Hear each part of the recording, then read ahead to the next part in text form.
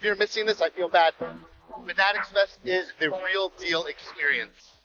Oh my God, Jake Paul, the kids love him. And then you have the legend Mike Tyson. I got Jake Paul knocking him out. Former undisputed, undefeated heavyweight champion of the world, Iron Mike Tyson. Gimmick going, ready to walk into the Coliseum and face.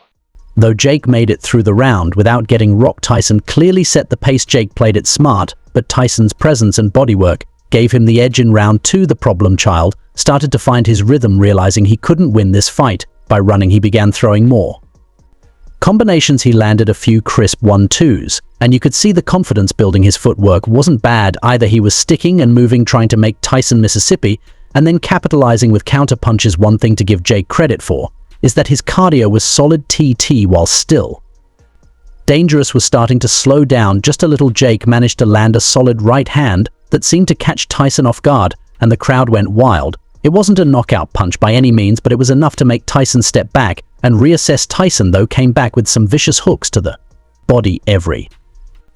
Alright, let's kick things off with round 1. You could feel the tension in the air, right? Jake, who's been known for his aggressive style, came out looking more cautious than usual.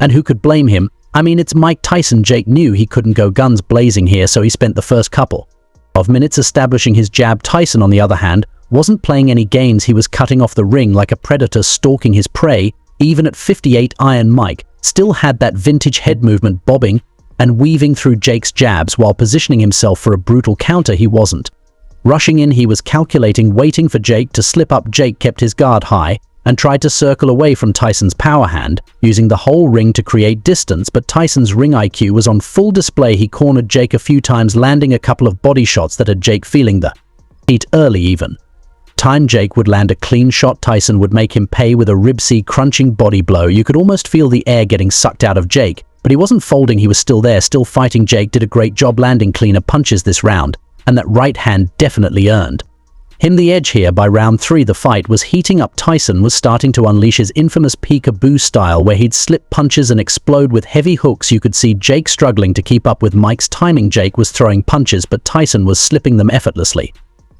and countering with nasty uppercuts. Tyson managed to back Jake into the corner, and this is where things got scary for Jake's fans. Tyson unloaded a barrage of punches that had Jake covering up and trying to survive, but give credit where it's due, Jake absorbed some massive shots and stayed on his feet. The power of those punches could have folded a lot of other fighters, but Jake's chin held up still. It was Tyson's round through and through. His relentless pressure and the clean power shots were starting to take a toll on Jake. You could see Jake breathing heavier, and his movement was slowing down just a touch. This round was all Tyson. The power, the aggression, and the accuracy were vintage Mike. Round 4 was all about survival mode for Jake, but he wasn't backing down. He knew he was in deep waters, but he showed a lot of heart early in the round. Jake managed to land another clean right hand, this time snapping Tyson's head back. The crowd erupted, thinking maybe Jake could turn this around. For a moment, Jake controlled the center of the ring, throwing combinations and landing jabs to keep Tyson at bay. He was mixing it up with some body shots too, which showed that Jake wasn't just here to survive, he wanted to win, but Tyson wasn't having any of it. Midway through the round, Tyson landed a brutal left hook that staggered Jake. You could see his legs buckle for a split second, but he managed to clinch and avoid further damage. Jake was clearly feeling those shots, but his clinch game was solid enough to tie up Tyson whenever things got too heated. Jake's heart kept him in the game, but Tyson's power shots gave him the edge. It was a close one though, and here we are, round 5, where things got crazy. Jake Paul was hanging in there, but it was clear that Tyson had been waiting for this moment. Early in the round, Tyson turned up the pressure, cutting off the ring and trapping Jake against the ropes. Jake was throwing shots, but Tyson's defense was on point. He was slipping punches left and right, waiting for the perfect opening, and then boom, it happened. Tyson slipped Jake's right hand and unleashed a devastating uppercut that landed flush on Jake's chin. It was like time stood still for a second and Jake just collapsed to the canvas. The crowd went absolutely wild. Jake was out cold. The ref didn't even bother with the count. He waved it off immediately. Tyson, ever the sportsman, didn't celebrate like a madman. Instead, he